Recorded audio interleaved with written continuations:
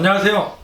개인회생 파산 15년 경력, 법률로 마음을 치유하는 법률 테라피스트 김영영 법무사입니다.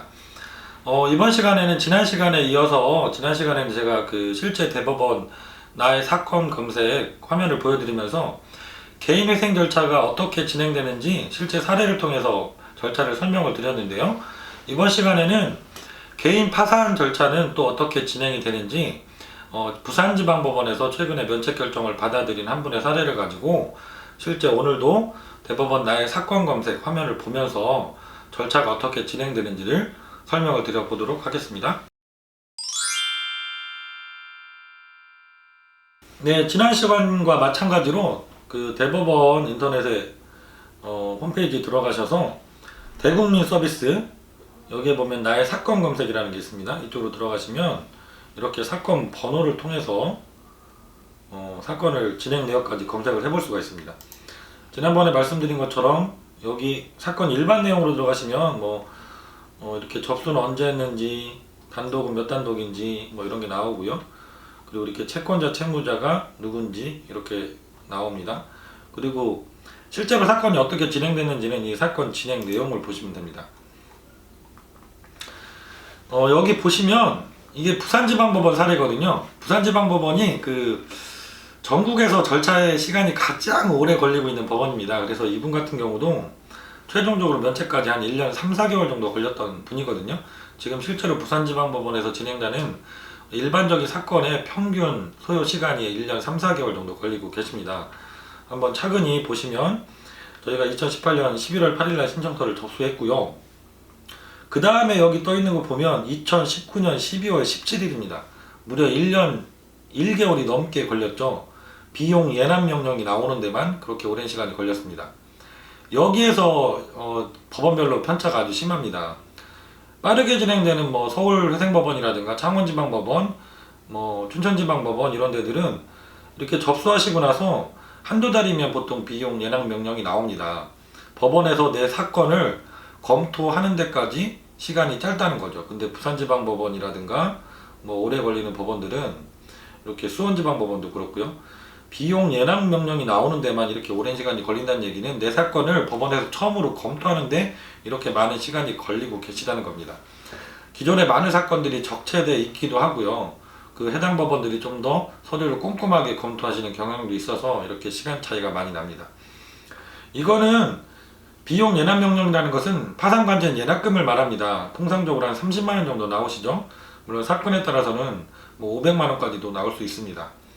이렇게 비용 예납 명령이 나오면 바로 이렇게 송달이 나오고요. 송달이 나오면 대리하는 사무실에서 연락을 할 겁니다. 그러면 그 비용을 이렇게 납부를 해주시면 절차가 진행이 되게 됩니다.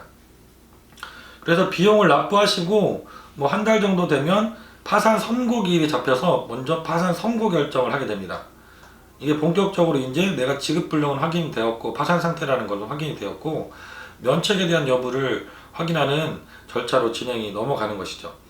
그래서 개인회생에서도 개시 결정이 나면 법원에서 채권자들한테 송달을 다 해주고 이의 신청을 주고 있는 것처럼 여기 보시면 개인 파산 절차에서도 파산 선고 결정이 나면 법원에서 이렇게 채권자들한테 다 송달을 내보내서 이의 신청 기간을 주고 있습니다. 그리고 특이하게 여기 보면 우체국장에게 툭탁서 송달이라고 되어 있죠. 이게 뭐냐면 제 영상에서도 한번 말씀드린 적이 있는데 파산 선고가 나면 면책 받을 때까지 채무자 본인에게 오는 모든 우편물이 파산 관제인에게 송달이 되도록 되어 있습니다. 파산 선고는 이렇게 공고도 나오고 있고요. 사실조회 이런 것들은 채권자 중에서 송달이 안 되는 분이 있거나 특별하게 가족들 서류를 내가 본인이 준비를 못할 경우에 법원의 사실조회 신청이라는 걸 통해서 이렇게 저희가 대신 서류를 받아들이고 있는 절차를 저희가 사무실에서 진행했던 것이고요. 파산 선고가 나면 관제인이 사무실에 이제 추가 서류를 제출하고 이렇게 관제인한테 면담을 받게 되시죠. 그래서 관제인이 서류 검토가 끝나고 면담까지 끝났는데 면책 의견이다 그러면 이렇게 한 번에 파산관제인 보고서를 면책 의견으로 이렇게 제출을 해주게 됩니다. 파산관제인이 조사 업무가 끝나면 법원에 파산관제인 보고서를 이렇게 제출하고 통상 일주일 정도 후에 채권자 집회 및 의견 청취 기일이라는 게 잡혀서 판사님과 면담을 또 하시게 되시죠. 여기 종결이라고 써 있는 거는 한 번 기일로 끝났다는 얘기입니다. 이게 만약에 속행이라고 되어 있으면 한 번의 기일이 끝나지 못하고 재차 관제인 조사가 반복되고 거기에 따라서 보고서가 또 올라가고 이렇게 채권자 집행 기일이 한 번 더 열리면 계속 속행.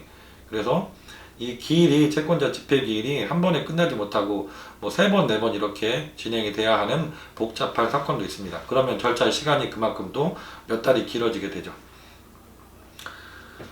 그리고 여기 보면 이시 파산 폐지 결정이라는 게 있죠. 이게 뭐냐면 파산 선고가 미리 났고 그리고 나서 관제인이 선임돼서 조사 절차가 끝난 이후에 이시 다른 시간이란 얘기죠.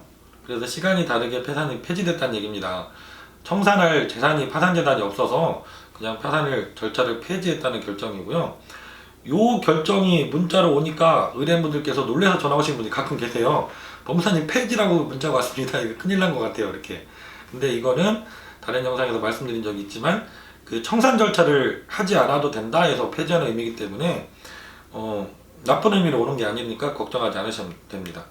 그래서 파산 폐지 결정이 나면 이렇게 파산 폐지 결정문도 다 송달이 나가고요. 파산은 사건 번호가 2개입니다. 파산 사건 번호가 있고 면책 번호가 있죠. 그래서 면책으로 넘어가서 보시면 이렇게 파산 폐지가 나고 나서 이렇게 면책 결정문이 나오게 됩니다.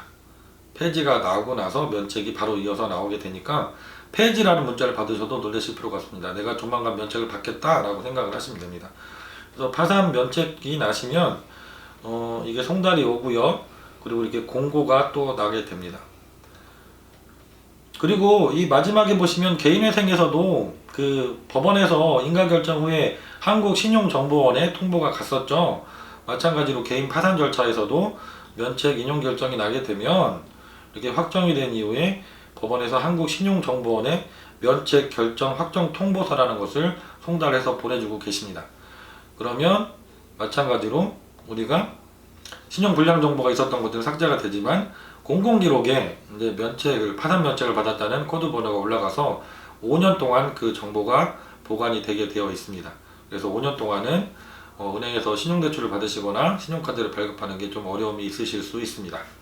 오늘은 제가 그 실제로 진행했던 부산지방법원에서 진행했던 그 개인 파산 사건 대법원 나의 사건 검색에서 진행 내역을 보여드리면서 절차가 구체적으로 어떻게 진행되는지를 설명을 드렸습니다. 개인회생과 마찬가지로 개인 파산 절차도 빠르게 진행되는 법원은 5, 6개월이면 면책까지 받고 계시고요. 이렇게 부산지방법원처럼 오래 걸리고 계신 법원은 1년 3, 4개월 이렇게 이상도 걸리게 계십니다. 그리고 더 중요한 것은 법원에 따라서도 절차의 기간은 다를 수 있고 또 개별 사건에 따라서도 절차의 기간은 달라질 수가 있습니다. 오늘 보여드린 영상을 보시면서 좀 도움이 되셨는지 모르겠습니다. 이렇게 구체적으로 앞으로도 자료들을 보여드리면서 계속적으로 좋은 정보를 더 알려드리도록 하겠습니다. 김영용 법무사였습니다. 감사합니다.